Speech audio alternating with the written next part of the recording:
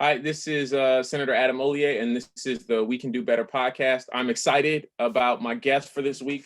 We have one of my favorite council members, and that's because he is a part of the Highland Park Jets program and has been, and it's got his own wrestling program. So somebody who is near and dear to my heart because of his love of sports and service and community.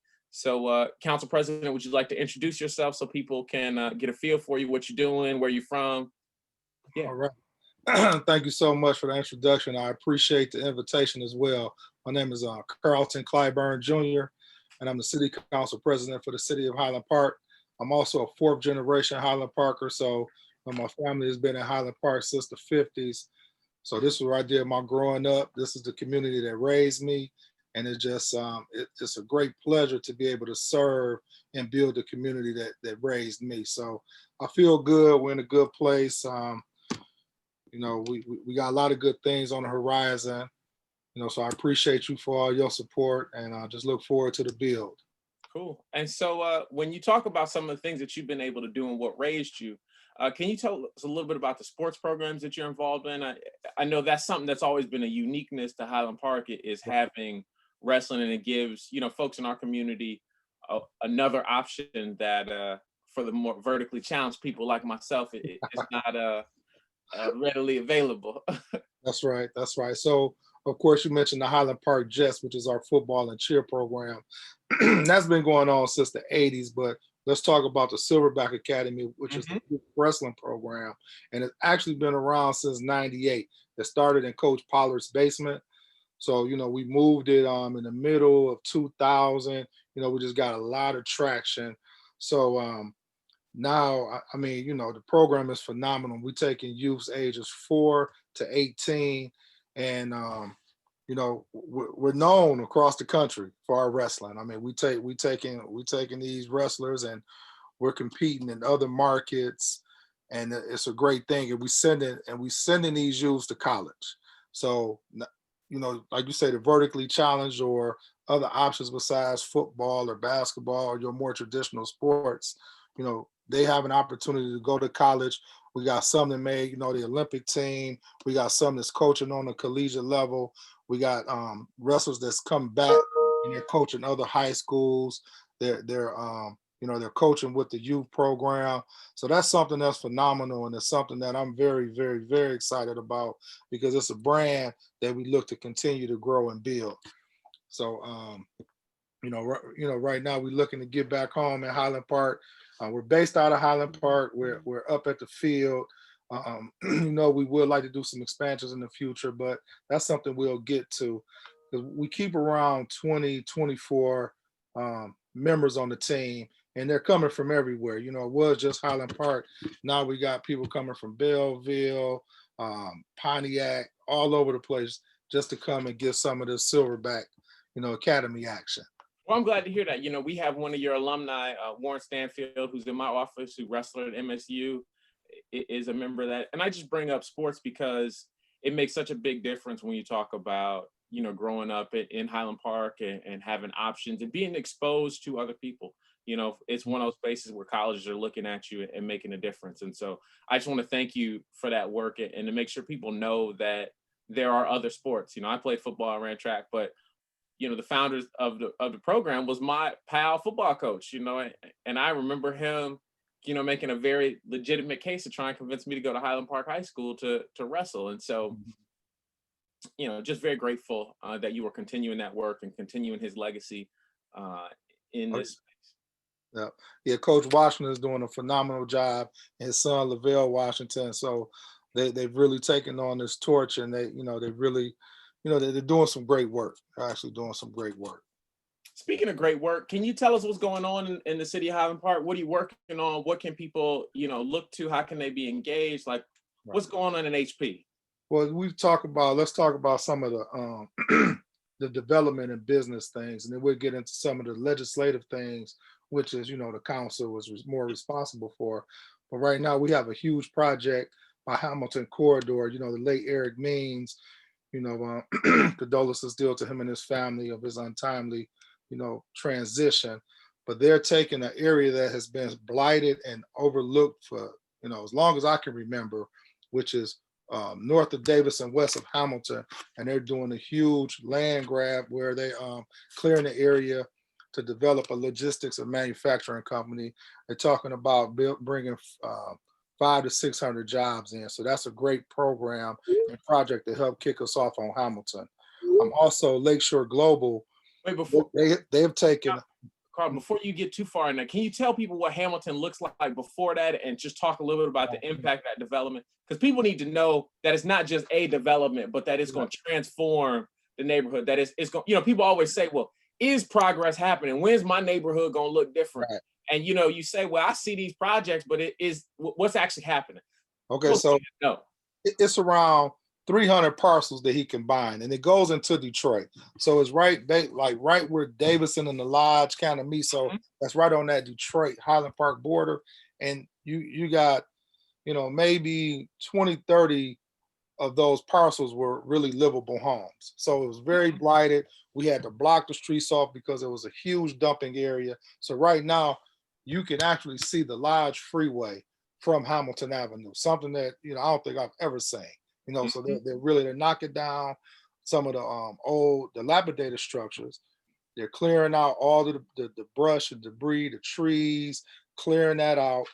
And you're talking about very aesthetically pleasing. So the plan calls for some, walk.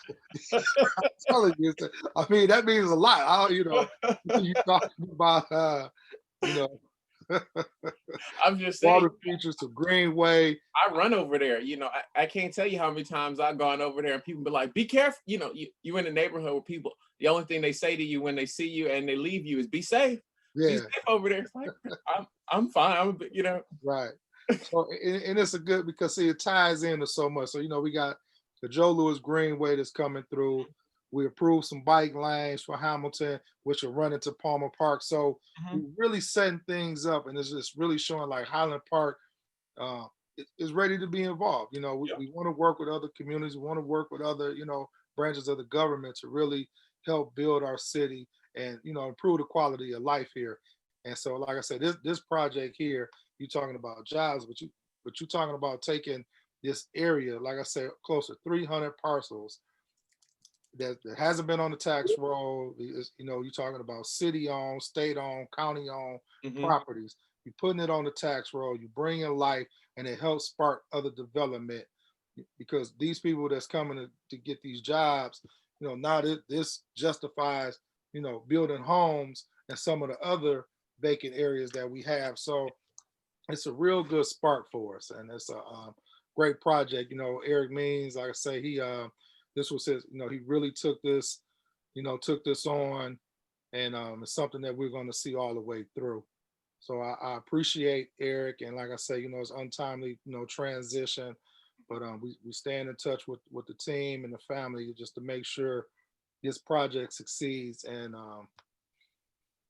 does well for us. Cool. Well, it's always good to hear good news in Highland Park. I drive past the restaurant right there on Woodward, and they're back open, and that was good to see. They got nice outdoor space, and for many years it was like, is there somewhere to eat in Highland Park, and how do we get to these kind of things? And so it's good to see that development. But what other kind of jobs and investment, particularly around Black folks, is happening in HP? Okay, so now we go to Woodward. So we got Cakes and Shakes, and like I said, she she's a Highland Parker, and I hear her sandwiches. I'm vegan, so I'm working on her to get some vegan options. But her shop, it stays rocking. It's real good sandwiches, real good food. Folks go with that butter.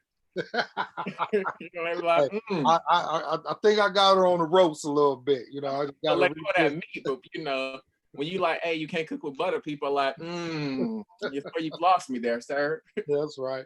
So then we have Woodward Avenue Bar and Grill, which is a new, they've been around for a little over a year.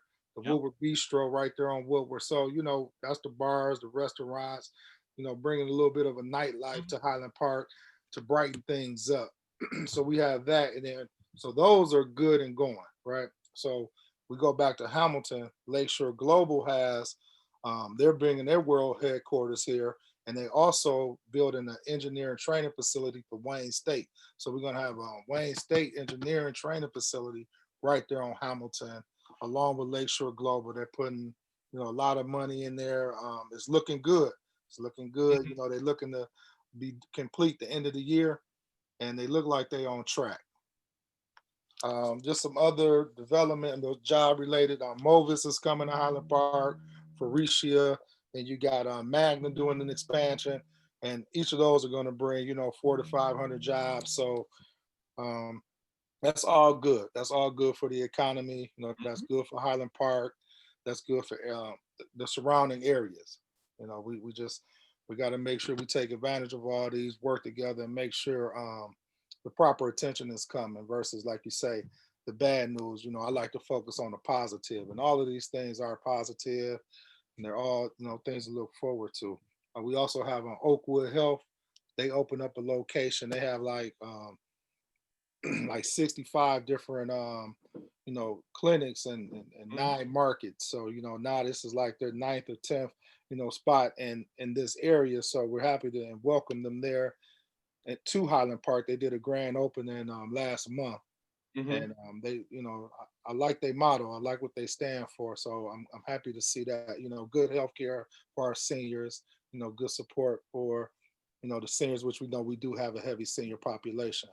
So that's all good. So that's all our the economics, the developments, and things like that. But moving on to legislation, unless you have some, No, by all means. Okay. That's what I like about you. You're always trying to get to work. You like more work, more work, more work. We grinding out here. I like it. That's right. So I worked for the city as code enforcement for about 7 years, and talking about blight and to help increase development and things of that nature. So one of the things being on council now is the civil infractions. So we finally passed a civil infractions ordinance, which will really help us streamline that code enforcement piece. Those were some of the tools that was kind of missing.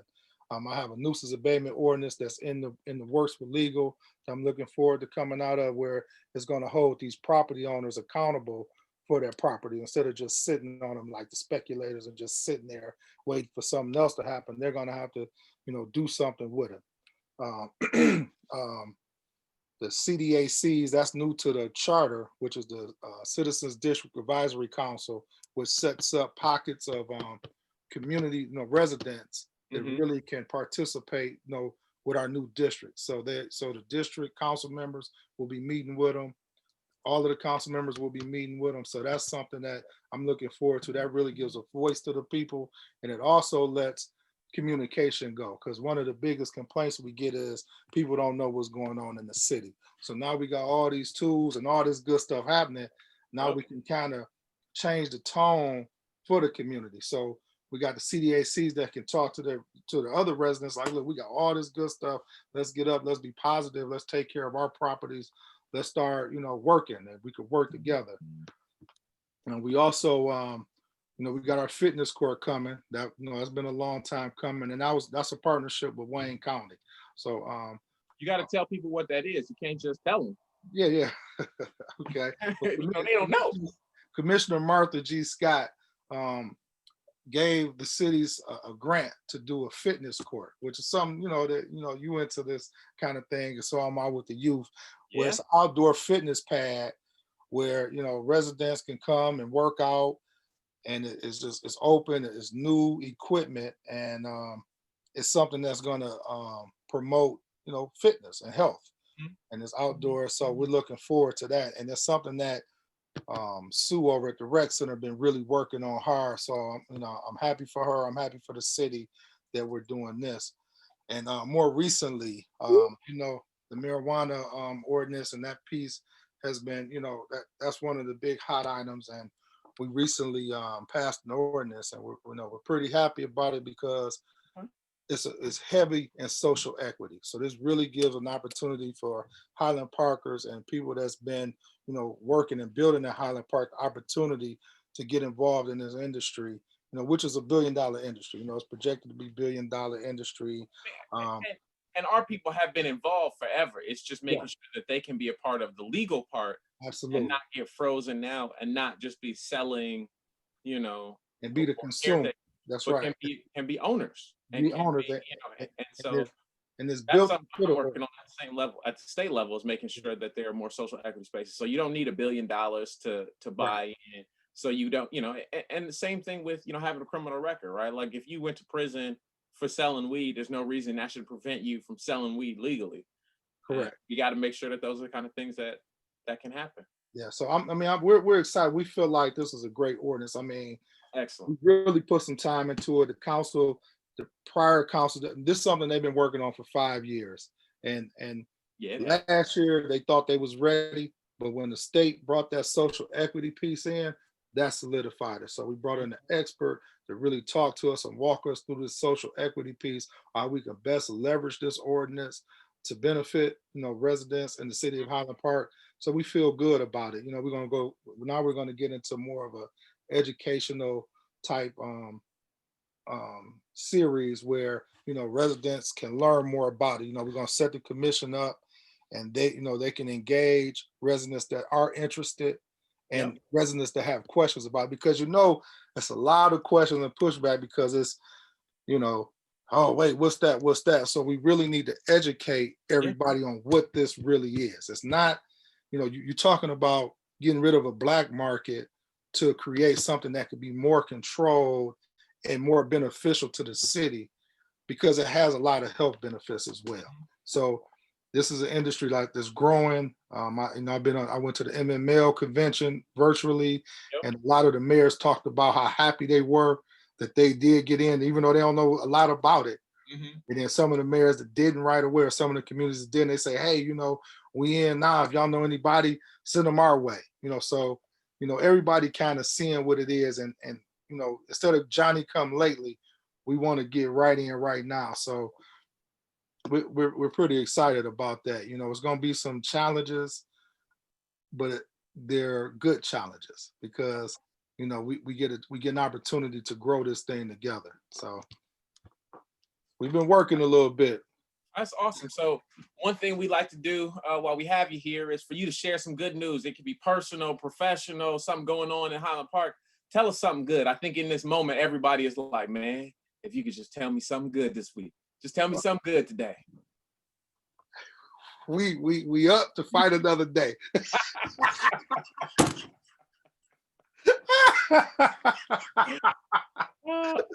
We up to fight another day. And that's so real, because like I started in the beginning, to be able to help build your community, and this, like in Highland Park, people look at Highland Park just because it's surrounded by Detroit, but Highland Park is a small town. Yeah, it is. Small town mentality. Mayberry, you got, it is, we sit in such a good opportunity. And I feel good about yourself and other people that we working with to help build this. So when I say we're here up to fight another day, to me that's a great thing. You stay positive. I appreciate you bringing me on the show to talk about some of this good stuff that's going on, instead of looking at. We could look at the other stuff all day. Yeah. We know from whence we came. Let's continue to move forward. Awesome. Well, my good news of the day is my wife and I have finally selected a room for the baby. And so he'll be here in no later than 2 weeks. So okay. Well, that's great news. Yeah, he'll have a space to live. Yeah, there we go. The small big victories are real. Yes, they are. So, but yeah, and kind of to kind of close it out, what are you doing for self-care? During this pandemic, I think people have struggled with isolation, and I know we've talked a great deal about mental health. What are you doing to take care of yourself? It's really important as a leader that you're making sure that you're on your game all the time, and I know you are. That's right. Well, I'm staying exercising. I'm making sure I'm building my immune system. I'm making sure I'm eating the right things. I'm staying positive.